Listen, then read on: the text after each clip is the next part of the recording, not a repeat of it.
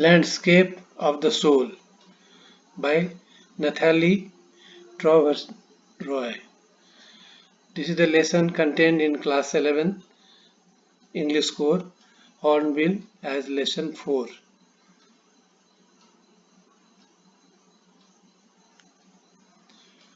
The lesson has been developed in points.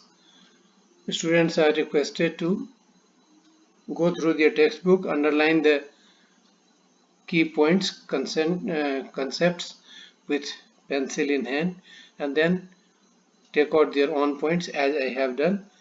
This promotes note making, और यह जो note making process है वो उन्हें history, civics, economics, political science, business study, physics, chemistry, biology हर subject में note making habit develop कराएगा, जिससे मार्क्स एग्जामिनेशन में बहुत ज़्यादा आएगा और पॉइंट्स को याद करना भी आसान होता है।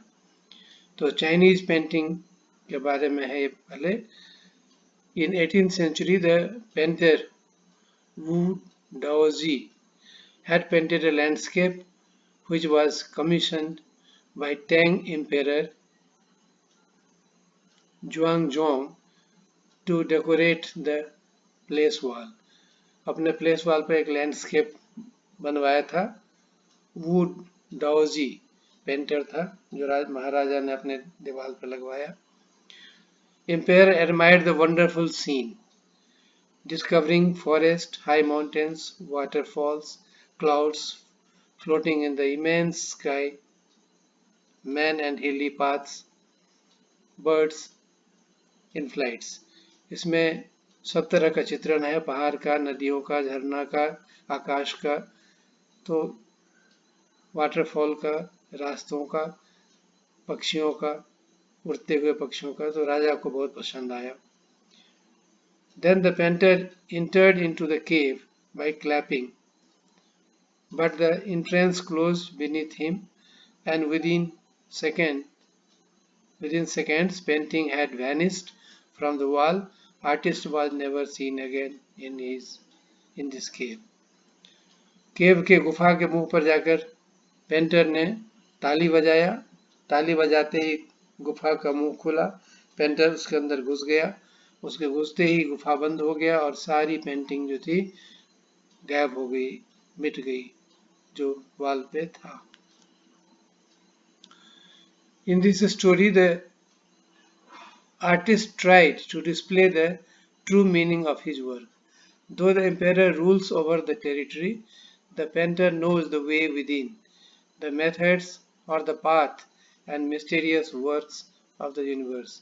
राजा जो होता है, इस कहानी के थ्रू ये बताने की कोशिश किया है, पेंटर को मालूम है कि हमारी पेंटिंग की क्या महत्व है, कैसे देखना चाहिए। राजा दुनिया में रूल करता है, एक क्षेत्र पर शासन करता है, लेकिन पेंटर जो है वो विस्तृत दुनिया में रहता है और पूरे दुनिया में उसकी दृष्टिकोण से होता है। एक दूसरे पेंटर ने एक ड्रैगन बनाया, आई ऑफ द ड्रैगन, ड्रैगन का आंख बनाया, in the fear that it would fly out of the painting. उसने ड्रैगन में वो आंख नहीं दिया, आंख इसलिए नहीं दिया कि वो इतना सटीक हो जाता कि लगता अब उड़ा तब उड़ा, इसलिए उसने जानबूझ करके आंख नहीं बनाया। The book of Confucius and Zhuangzi are full of stories which played important role in China's classical education. These help the master to guide his discipline in right direction. Confucius और जुआंगजी के बुक में बहुत सी ऐसी story हैं जो China का classical education में देता है और गुरु को अपने छात्र को समझाने का अवसर देता है। अब यूरोपियन पेंटिंग, अभी तक हम चाइनीज पेंटिंग के बारे में जान रहे थे, अब हम यूरोपियन पेंटिंग देखते हैं। 15th सेंचुरी में एंटवर्प मास्टर ब्लैकस्मिथ था, जिस Quentin मेस्टीज, who fell in love of the painter's daughter, but the father did not like his profession. एक पेंटर की बेटी थी जिससे कि ब्लैक स्मिथ जो होता है, लोहार जो होता है, वो मास्टर के यहाँ काम करने वाला वो था, तो उससे प्रेम हो गया, लेकिन पेंटर को नहीं पसंद था क्योंकि उसकी बेटी ऐसे प्रोफेशन वाले से शादी करे.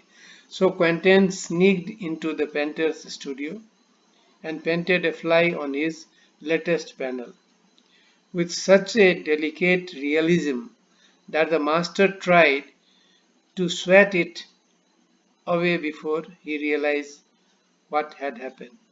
वो चुपके से उनके स्टूडियो में गया और पेंटिंग के ऊपर एक मक्खी का इतना सटीक चित्रण किया कि मास्टर जब वहां गए तो उस मक्खी को भगाने के, उड़ाने के क्रम से कोशिश किए. बहुत मुश्किल से उनको फिर पता लगा कि ये मक्खी नहीं है बल्कि मक्खी का एक इमेज है जो किसने बनाया. He was admitted an apprenticeship. उस लोहार का जिसके साथ इनकी पेंटर की बेटी को प्रेम हो गया था, उसको उन्होंने अपना ये अप्रेंटिसशिप बना लिया अपने स्टूडियो में. और he then married his beloved and went on to become a famous painter. फिर उसकी शादी हो गई और बहुत फेमस पेंटर बन गया वो जो ब्लैक स्मिथ था.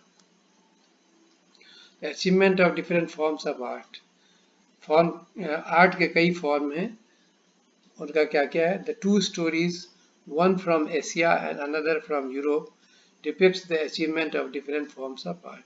एक स्टोरी हमने एशिया के बारे में पढ़ा जो चाइनीज पेंटिंग का था, और एक यूरोपियन का पढ़ा.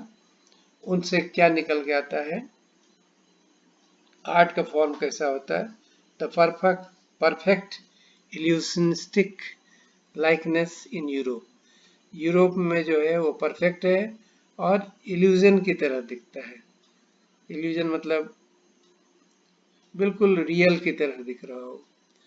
The essence of inner life and spirit in Asia. और एशियन पेंट जो होता है आर्ट है उसमें इनर लाइफ प्रतीत होता है, स्पिरिट, रियल जो स्पिरिट है वो दिखाई देता है चाइनीज में यानी एशियन आर्ट में.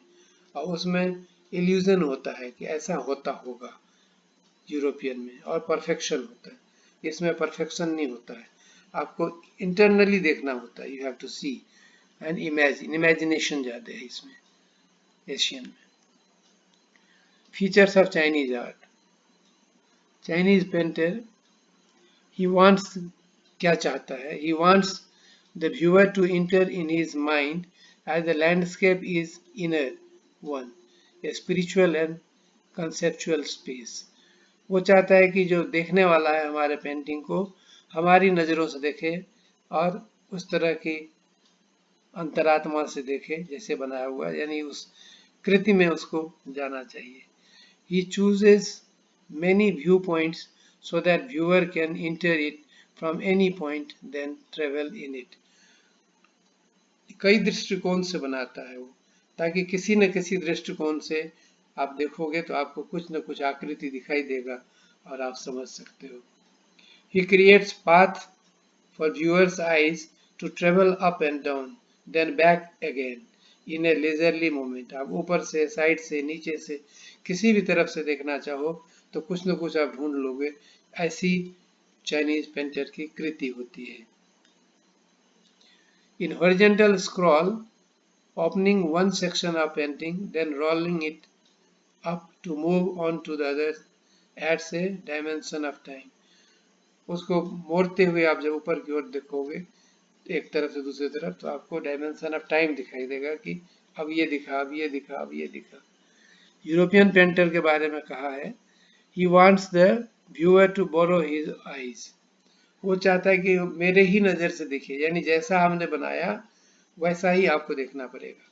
आप अगर अपनी नज़र लगाओगे, दूसरी चीज देखोगे तो आपको कुछ नहीं दिखाई देगा. यानी पेंटर एक दृष्टिकोण से बनाता है, वही एक खास दृष्टिकोण से आप देखोगे, तो इसीलिए इल्यूजनरी कहा गया.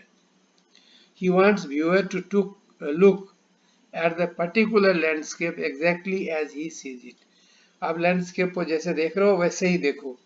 चाइनीज की तरह दूसरे एंगल से, नीचे से, साइड से, उधर से देखोगे तो अलग नहीं दिखाई देगा. उसमें अलग अलग दिखाई देता है, लेकिन यूरोपियन पेंटर एक ही चीज बनाता है और वही चाहता है कि उस जैसे उसने बनाया वैसे ही आप देखो। Sensui. Literally, sensui means mountain water, used together to represent the word landscape. Landscape को बताने के लिए सेंसुई पानी और माउंटेन दोनों का अर्थ देता है। Fundamental notion of Daoism. Daoism एक परंपरा है आर्ट का, उसके हिसाब से more than 2 elements of an image reflect Daoist view of universe. Daoist के हिसाब से 2 बिंदुओं पर आपको देखना पड़ेगा दुनिया के बारे में। मोर देन 2 से अधिक एलिमेंट को एक साथ लेकर के इमेज रिफ्लेक्ट करना होगा। The mountain is yang, reaching vertically towards heaven, stable, warm and dry in the sun. Mountain क्या है? स्टेबल है, आकाश की ओर जाने की कोशिश करता है, वार्म है, ड्राई है और सन में खड़ा रहता है, सूरज में खड़ा होता है, जैसा कि आप साइड में फोटो देख रहे हो। The water is yin, water को yin कहा गया है। ये horizontal and restoring on the earth fluid, most and cool. वो जमीन पर सतह पर लेटा रहता है, पानी उसका लेयर रहता है, वो फ्लूड है, बह सकता है इधर से उधर, और मॉइस्ट है, कूल है, ठंडा है। The interaction of yin, the respective feminine aspect of universal energy, and it is counterpart of yang, active and masculine, in the fundamental notion of Taoism. Taoism में एक स्त्री, प्रकृति और पुरुष, जैसे हम लोग हिंदी में कहते हैं, हमारे शास्त्रों में कहा गया है प्रकृति और पुरुष दो होता है। तो प्रकृति जो है उसको स्त्रीलिंग का रूप मानते हैं, फेमिनिन कहते हैं, और पुरुष जो है वो मेल होता है। तो यांग को यहाँ पर मेलनेस के रूप में इंडिकेट किया जा रहा है और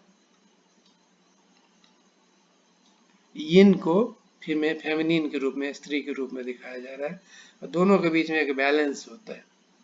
the third element is the middle void where interaction takes place. जिस जगह पर बाहर और पानी दोनों मिलेगा, वो जो ज्वाइंट जंक्शन है उसको वॉइड कहा जाता है। तो वो थर्ड मिडिल वॉइड होता है, थर्ड पॉइंट होता है। It is essential, nothing can happen without it, hence the white unpainted space in Chinese landscape is important. Chinese landscape में जो व्हाइट अनस्पॉटेड प्लेस है उसको वॉइड के रूप में लेते हैं। This can be compared with the yogic practice of pranayam. आप रामदेव जी का प्राणायाम, योगिक प्राणायाम देखे होंगे, जिसमें वो अनुलोम विलोम की बात करते हैं। Breathe in, retain, breathe out. सांस लीजिए, कुछ देर रोकिए, फिर सांस छोड़िए। Breathe in, retain, breathe out. The suspension of the breath is the void. जब आप सांस को रोक लेते हो उसको वॉइड कहते हैं। अंदर लेना, रोकना, फिर छोड़ना। तो रोकना का जो स्टेज है उसको हम वॉइड कहते हैं। Space between the heaven and the earth, the man becomes the conduit of communication between both poles of the universe. His presence is essential.